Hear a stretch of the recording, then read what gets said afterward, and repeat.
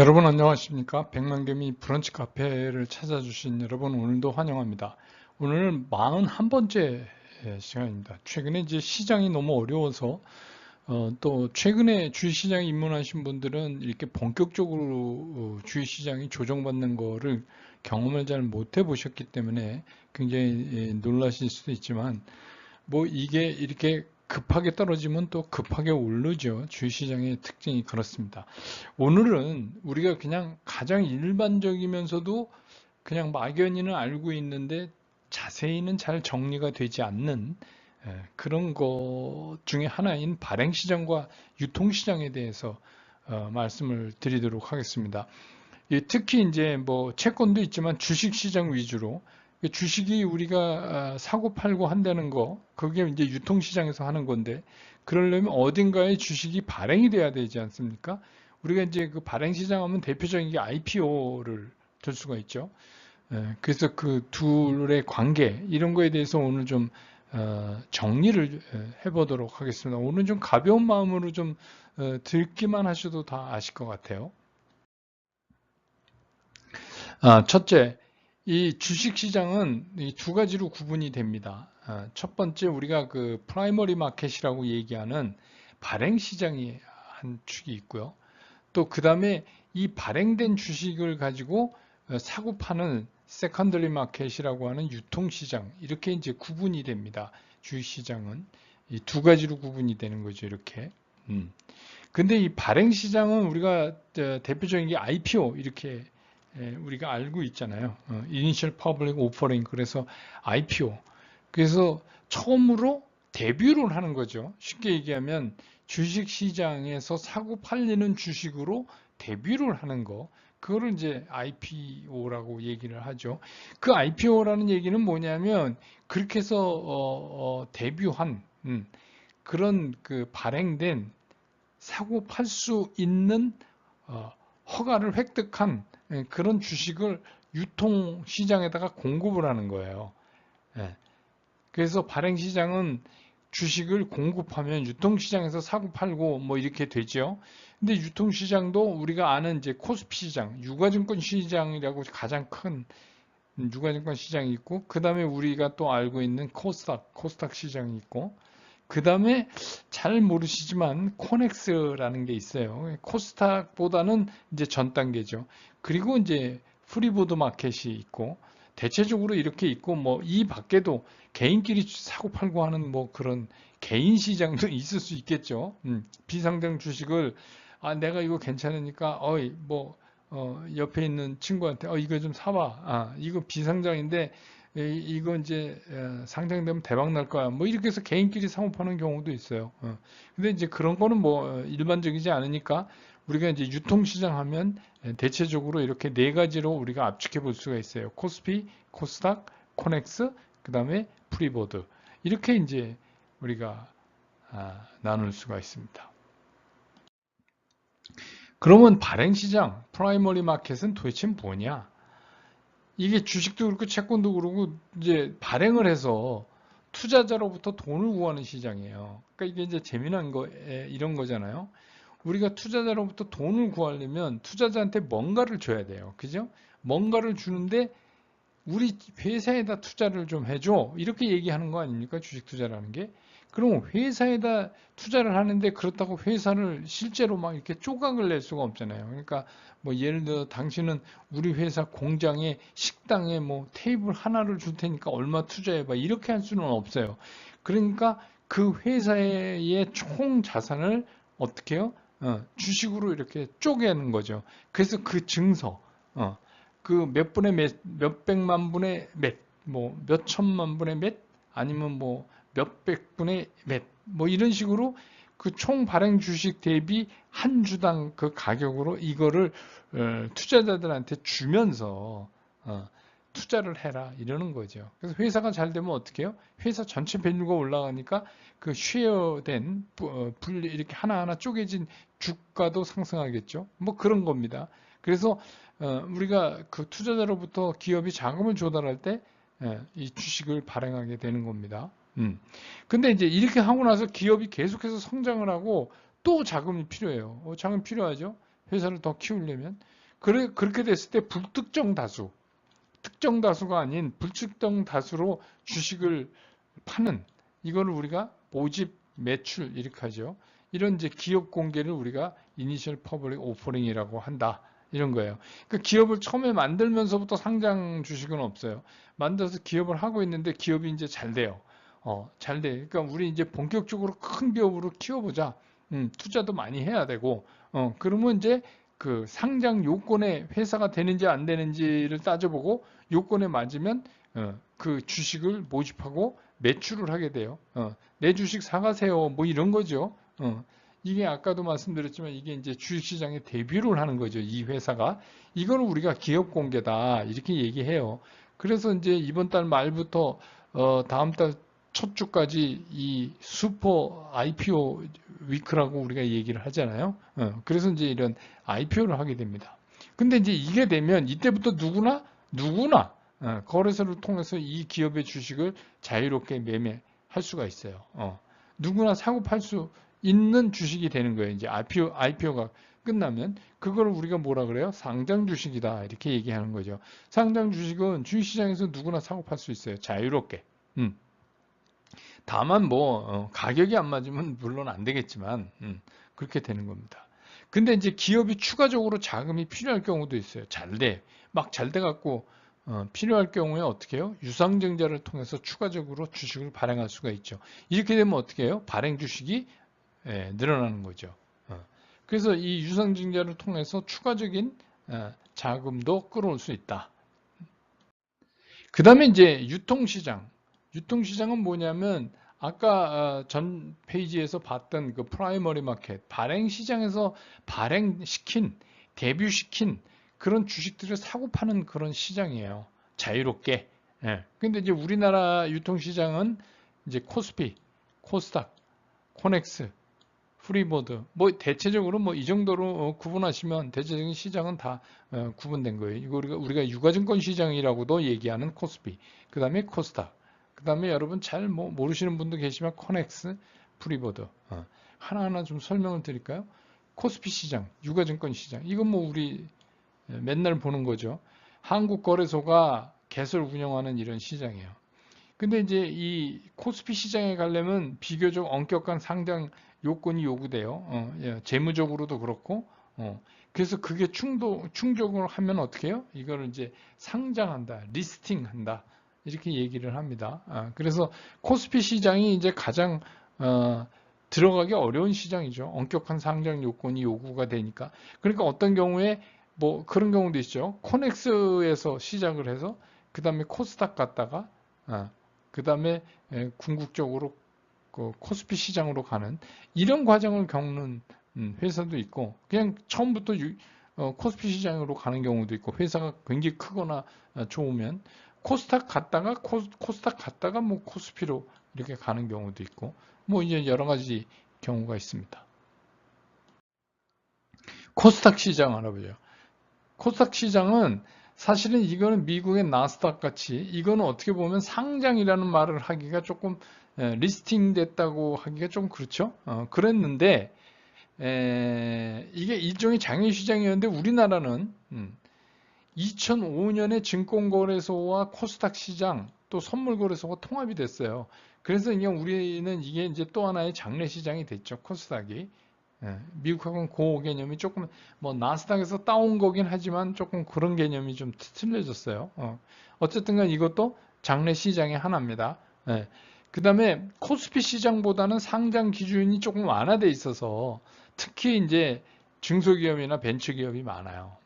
그래서 이제 중소기업, 벤처기업 갔다가 이제 코스피 시장으로 옮겨가는 그런 경우도 있죠. 회사가 이제 좋아지고 또 코스피 상장 요건에 해당되면 이렇게 옮기는 경우 여러분 뭐 그런 기업이 몇 개 있어서 아실 거예요. 그 다음에 이제 조금 생소하지만 코넥스 시장이라는 게 있어요. 이게 뭐냐면 코리아 뉴 익스체인지에서 코넥스 이렇게 하는데 이거는 코스닥 전 단계의 주식시장이다 이렇게 이해하시면 돼요. 그러니까 코스피의 전 단계가 코스닥이다 이런 데면 코스닥의 전 단계가 코넥스다 이렇게 봐셔도 돼요. 2014년 7월에 개장을 했는데 이게 뭐냐면 막 이제 벤처기업 이런 데들 있잖아요. 그러니까 코스닥이나 이런 데서 요구하는 그런 상장 요건에 훨씬 미달하죠. 왜냐하면 이제 막 이제 시작을 한 건데. 그러다 보니까 그런 기업들이 이제 커지는 거 아닙니까? 외국의 경우도 그렇고. 그러니까 뭐 애플도 뭐 가라지 자동차 가라지에서 시작을 했다고 그러잖아요. 근데 이제 그런 것들한테 어떻게 하면 도와줘서 큰 제대로 된 기업으로 키울 수 있을까 하는 생각에서 상장 문턱은 좀 낮추고 또 공시 뭐 이것도 되게 빡빡한데 조금 완화시켜주고 그래서 말하자면 창업 초기에 이 될성부른 이런 중소기업에 자금을 조달하기 위해서 이 코넥스 시장을 만든 거예요. 그래서 얘네들은 뭐냐면 아직 뭐 이렇다하게 자랑할 건 없지만 앞으로 성장의 가능성은 좀 있다 이렇게 보이는 종목들이 그런 회사들이 대부분이죠. 그래서 이거는 자본시장법에 의한 전문 투자가만 투자하도록 돼 있어요. 왜냐하면 여기 일반인들이 투자하게 되면 이게 되게 이 파악 어렵잖아요. 이 회사가 제대로 갈 건지 성장성이 정말 있는 건지 이런 거 판단하는 게 좀 어렵죠. 그럼 뭐 어려운 게 문제가 아니라 선의 피해자도 나올 수 있고 뭐 그러죠. 그래서 이제 여기는 자본시장법상 전문 투자가로 이게 제한을 해놨어요. 보통 이제 뭐 기관이나 뭐 그렇죠. 근데 일반인이 이 코넥스 시장에 하려면 이 펀드가 있어요. 코넥스 시장만 하는 펀드에 가입해서 간접 투자로 하실 수는 있어요. 이런 거를 주로 하는 그런 펀드들도 있어요. 또 요것만 하는 주로 요것만이 아니라 이런 것들을 주로 처리하는 그런 이제 증권사도 있습니다. 증권사 중소형 증권사 중에서 이런 코넥스 시장만 한 그런 경우도 있어요. 그런데 코넥스 시장에서 사는 게 원시 시장이니까 당연히 싸죠. 그랬다가 진짜 이 회사가 무지 커지면 좋은 기업이 되면 진짜 우리 흔히 쓰는 말로 대박이 날 수도 있는 거죠. 그런 경우도 있습니다. 그래서 이제 이런 코넥스 시장 있고 그 다음에 이제 프리보드 시장인데 이건 뭐냐면 비상장 주식 가운데 당연히 일종 요건을 갖춘 주식을 매매하는 건데 이거는 한국금융투자협회가 개설해서 운영하는 그런 시장이에요. 그러니까 이거는 어떻게 되는 거냐면 오버 더 카운터 점두 거래. 우리가 이제 이 오버 더 카운터 이걸 이제 한자로는 점두 거래라고 하죠. 점하는 거는 이제 무슨 뭐 지점 할 때 그 점포를 말하는 두는 머리 두자를 쓰는데 이게 뭐냐면 여기 이렇게 카운터가 있잖아요. 카운터. 금융기관에 카운터가 있고 이 카운터가 있다고 뭐 치자고요. 이렇게. 금융기관 가면 은행도 그렇고 다 카운터가 있잖아요. 그러니까 여기는 누가 있어요? 직원이 있죠.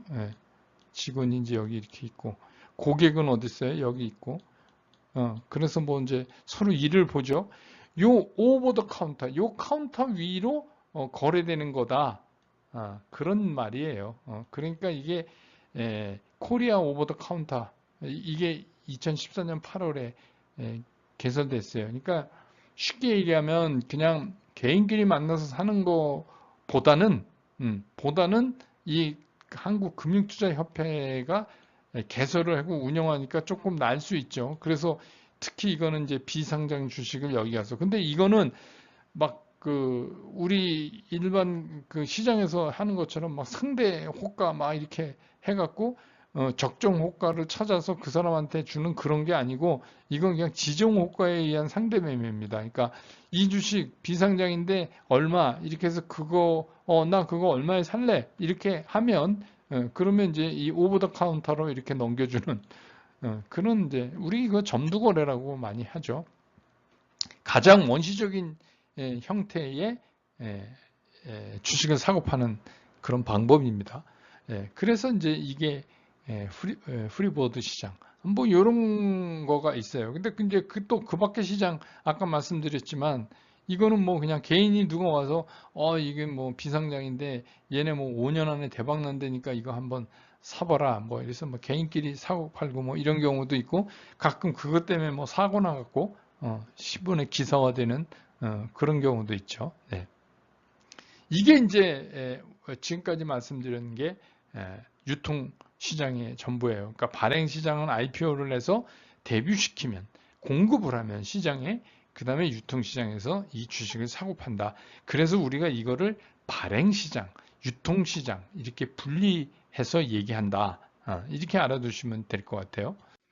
그 다음에 이제 이거는 뭐 그냥 상식으로 뭐 세계적인 증권 시장에 있는 월스트리트의 유래에 대해서 이제 뭐 여기에서 좀 말씀을 드려볼까 하는데 오래전에 그 네덜란드가 사실은 그 지금의 뉴욕의 그 맨하튼 섬 뭐 그쪽에서 이제 교육이 많이 일어나고 뭐 이랬죠. 당시는 이게 이제 네덜란드가 점유하고 있어서 뉴 암스테르담이라고 불렀었어요. 그런데 이제 네덜란드에서 가만히 보니까 이게 영국이 여기를 자꾸 먹으려고 그러니까 영국의 침공을 막기 위해서 스투이 베산트라는 총독을 보내가지고 영국 못 들어오게 길을 따라서 이 통나무 담을 이렇게 쭉 쌓아놨습니다. 그게 이제 월스트리트예요. 그러니까 담벼락이 쌓여진 길이라는 겁니다. 예전에 뭐 지금 월스트리트 가보면 뭐 그런 흔적도 찾아볼 수 없지만 몇백 년 전에 그랬다는 얘기입니다. 근데 뭐 네덜란드의 우려대로 결국은 영국 함대한테 함락이 됐어요. 그 뉴 암스테르담이 맨하튼 섬이 그래서 당시에 국왕의 동생 그 요쿠 공작한테 이거를 선물을 했는데 맨하튼 섬을 그래서 이제 요쿠 공장 이름을 따서 뉴욕 이렇게 이제 명명이 돼서 그게 이제 지금까지 뉴욕이 되는 거죠.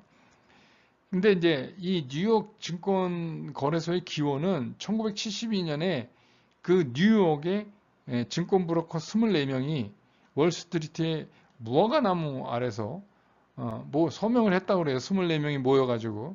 근데 여기 이제 무화과 나무라고 문헌에는 돼 있는데 여기 보면 이제 버튼우드라고 써 있어요. 버튼우드 어그리먼트, 버튼우드 합의서.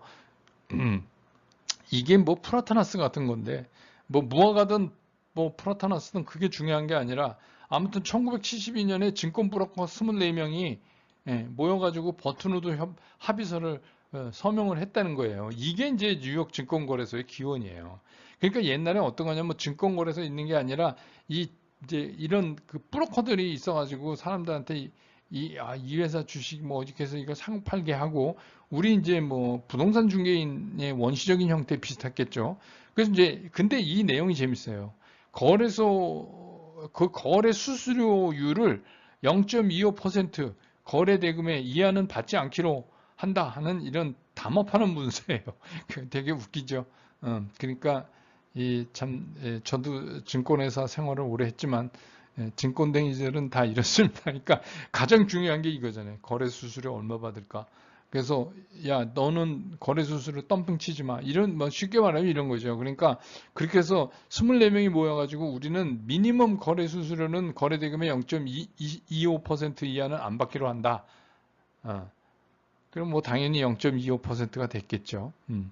그래서 이게 이제 지금의 월스트리트의 유래가 된 겁니다. 뭐 한번 뭐 저는 이제 그쪽에 가서 코엔이라는 회사에 젊었을 때 연수도 좀 가고 또 가족이 뉴욕에 사시고 계셔서 자주 가지만 한번 가시면 그 월스트리트는 한번 여러분 가보실 필요가 있어요.